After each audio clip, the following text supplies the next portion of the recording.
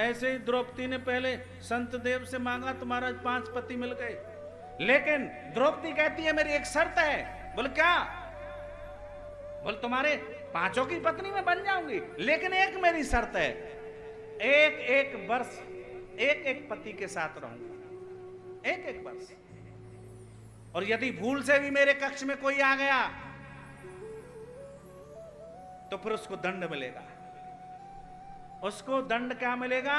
बोले उसका वनवास होगा, वनवास। सज्जनों ऐसा ही हुआ। एक युवक आया अर्जुन के पास में, बोले अर्जुन आप बड़े वीर हो, आपका गांडीव कहां गया? मेरे पुत्र को एक शेर खाने जा रहा है, एक सिंह मारने जा रहा है, मेरे पुत्र को बचाओ। तो अर्जुन ने जरा भी देर नहीं की, भूल गया अर्जुन।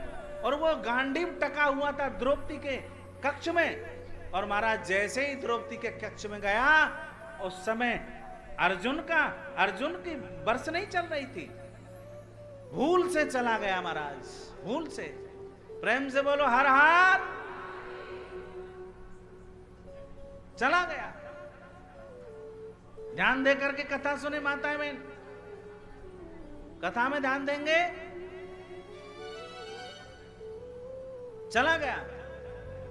द्रौपदी ने कह दिया अब तुमको बन जाना पड़ेगा, ये तुम्हारे लिए दंड है। सज्जनों आज अर्जुन बन गया, और जब बन गया तो महाराज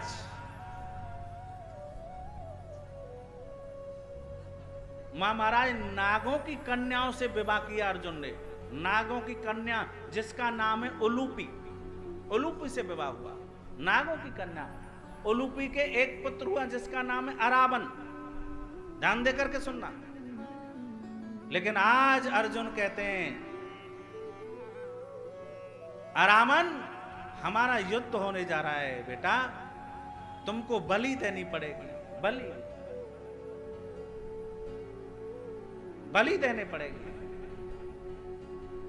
लेकिन अरामन कहता है मैं तो अभी कुआरा हूं, कुआरे की कभी बलि नहीं चढ़ती है। सज्जनों भगवान स्वयं कहते हैं अरामन तुझे बलि देनी पड़ेगी, लेकिन तू कुआरा है। मेरे भगवान ने सोचा कि मुझे भोलेनाथ ने श्राप दिया था कि तुमको किन्नर बनना पड़ेगा, किन्नर बनना पड़ेगा। तो आज महाराज किन्नर बन करके स्वयं भगवान विष्णु किन्नर बने और एक रात्रि के लिए अरावन से विवाह किया, एक रात्रि के लिए। देखो किन्नरों की शादी होती है, किन्नरों की शादी होती है रात के 12 बजे से 4 बजे तक, और वो घड़े के साथ में विवाह करते हैं, घड़े के साथ में किन्नर। भगवान ने किन्नर बन करके, तो भोलेनाथ ने कहा है भोलेनाथ का भी वचन पूरा हो जाएगा, तो अरामन से विवाह किया, अरामन से। कुआरे होने का दोष उसका मिट गया, इधर भगवान किन्नर बन गए, किन्नर।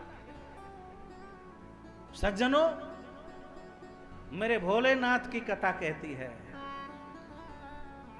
क्योंकि मेरे भोलेनाथ की कथा बड़ी अद्भुत है, बड़ी प्रेममयी कथा है, बड़ी दिव्यमयी कथा है।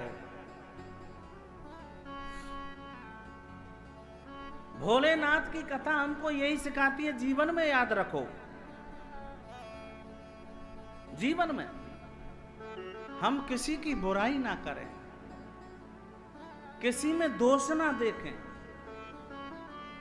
हमेशा मेरे शंकर भगवान का स्मरण करते रहें, शंकर भगवान का स्मरण,